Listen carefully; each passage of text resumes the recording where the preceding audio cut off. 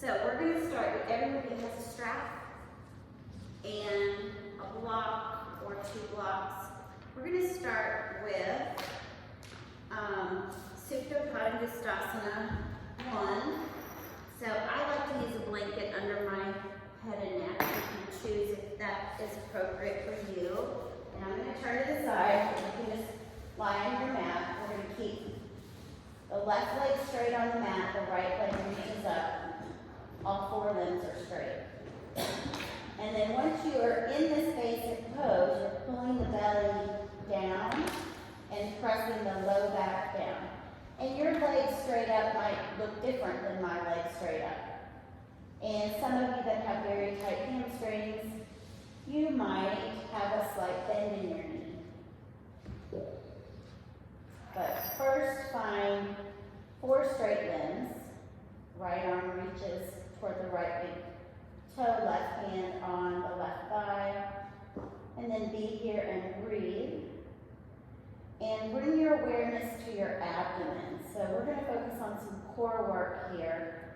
Pull the lower belly in and down, like you're scooping out the abdomen, press the low back down.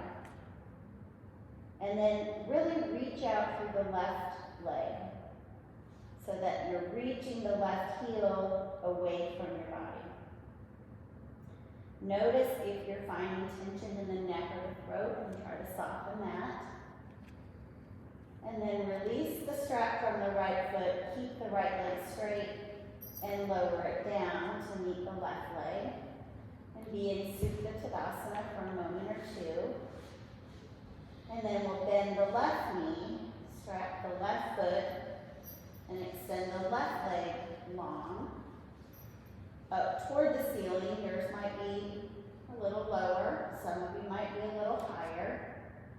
And find the 4 straight limbs. So right leg is anchored on the mat, heel reaches away, left arm reaches toward the left big toe, right hand on the thigh. And then bring your awareness from the 4 limbs to the torso, specifically to the lower belly, and pull the lower belly down and in to press the low back down. And then connect with your breath. And release the strap from the left foot and slow and controlled lower it down to meet the mat and be in Supine Tadasana for a few breaths. Okay, we're going to do that one more time, and I might add one thing to it. So strap the right foot, straighten the left leg out on the mat.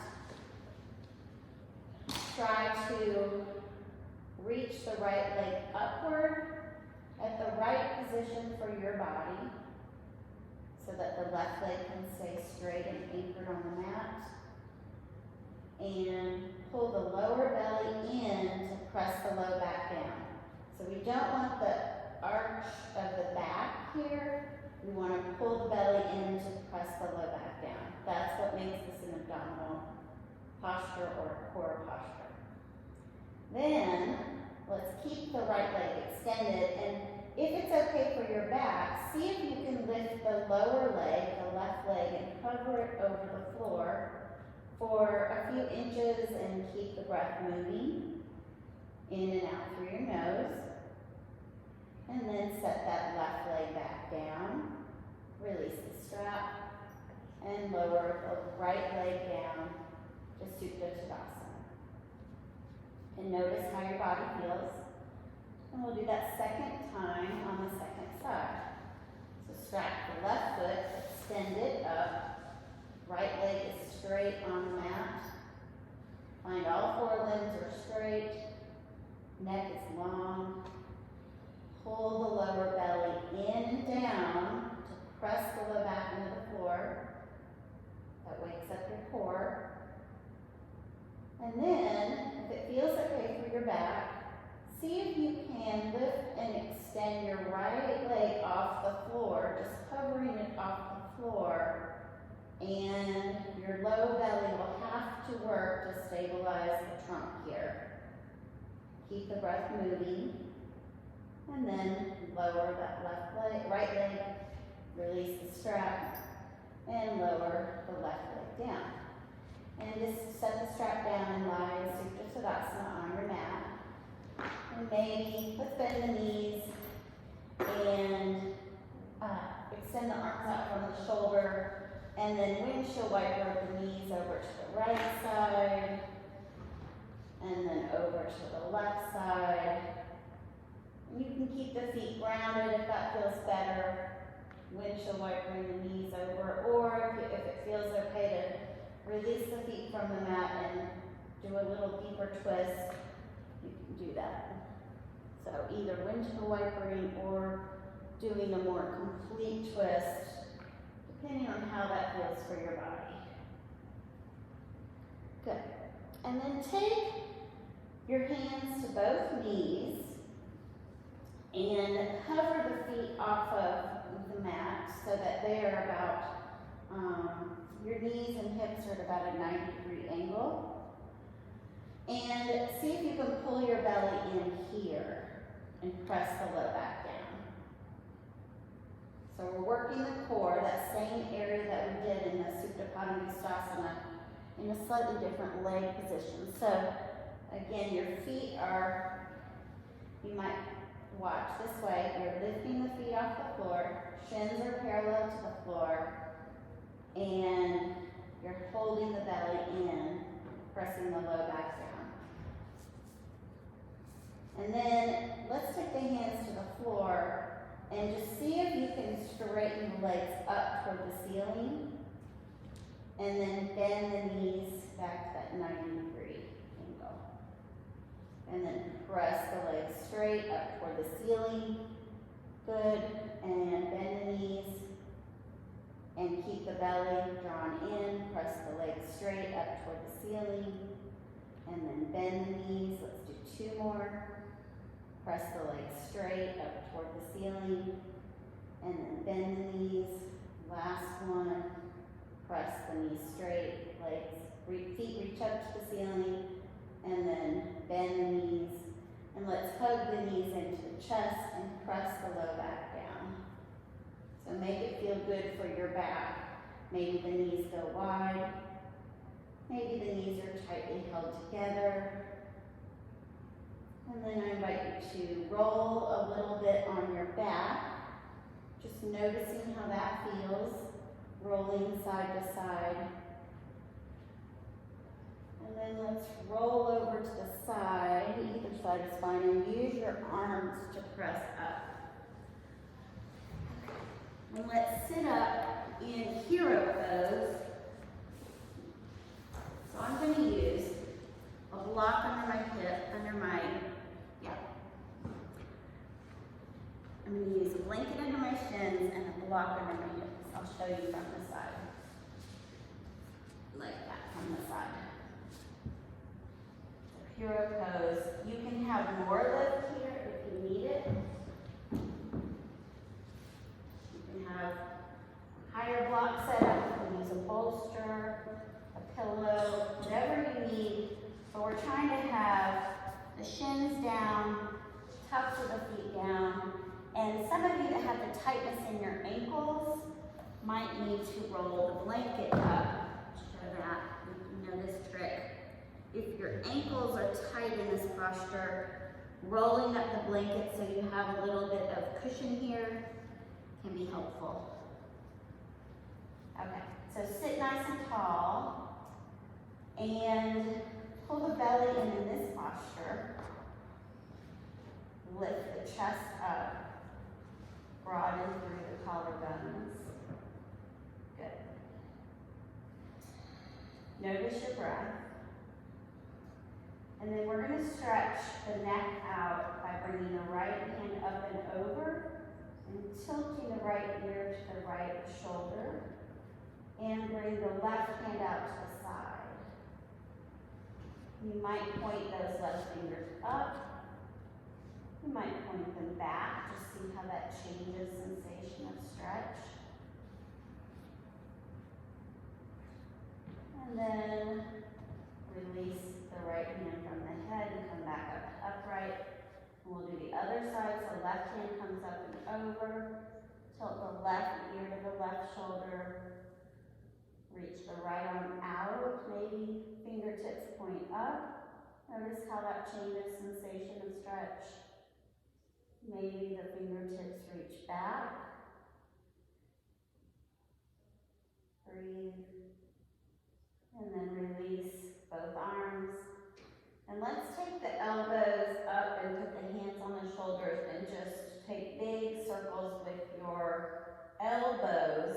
Now we're opening up through the shoulders. Good. And then we'll go the other direction. So now, elbows are making forward circles if you made backward circles before. And you might feel some movement, tendons moving in the shoulder area. Okay, and then let's interlace the fingers in front of us. Press the palms forward, thumbs and pinkies back, belly in. Keep the front ribs down as you lift the arms up. Any amount. So you might not go up as high. Try to keep your gaze forward. You're opening up through the armpits and the shoulders and lengthening through the side ribs. And then take a few breaths in this posture. Virasana with the arms in Baddha Kooliasana, bound finger pose. Notice if you can soften anywhere, maybe the shoulders soften a little bit. And then lower the arms down, release the interlace, and let's just shake out the wrists a little bit.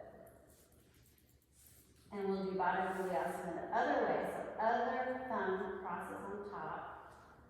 Press the palms forward, thumbs and pinkies back. And then lift the arms up. And think about gazing forward, lower belly in, spine long.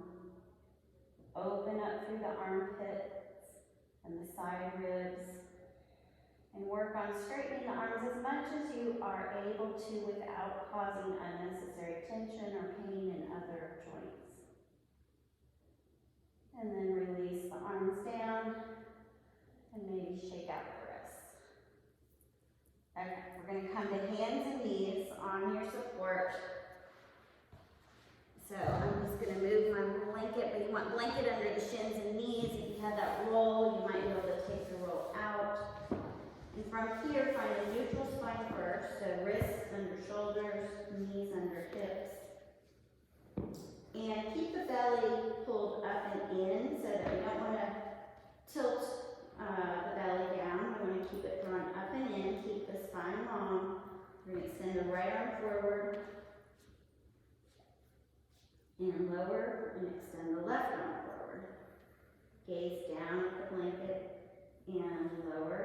Let's do right leg. And notice if the hips are level. So there might be a tendency to lift one hip up. Keep the hips as level as possible. Lower that right knee and extend the left leg back.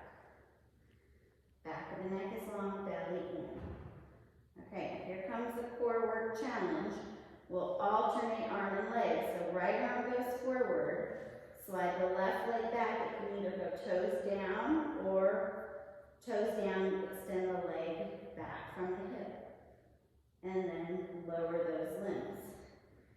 And we'll do the other side. So left arm reaches forward. Maybe slide the right foot back with the toes on the mat. Maybe extend long. Keep the gaze down, belly in. And then lower down. Let's do that a few more times on each side. So right arm, left leg. Keep the gaze down. Breathe. And lower. And left arm, right leg. Breathe. Keep the spine long. And lower. Last time on each side. Right arm, left leg. Keep the spine long. And lower. And left arm, right leg. Keep the spine long. Hips in neutral. And lower. And then shift back to child's pose. So knees can widen a little bit, hips move back, arms extend forward. And see if you can walk your fingertips forward any amount on your mat. Okay. Good. Let the forehead release down. Connect with your breath in this posture. Try to keep your mind on the present moment. And see if you can intentionally increase the volume of your breath so that the ribs expand on the inhalation and release on the exhalation. And do that for a few more breaths. So deep rib cage movement. With the inhalation, the ribs expand. With the exhalation, the ribs release. And a couple more deep breaths, that way at your own pace, letting the weight of your head and neck release down. Good. All right, and then shift forward to hands and knees. And we're going to prepare to come up to downward facing dog. So take off socks if you have them on, any layers we're going to remove. And I'm going to turn off the recording. So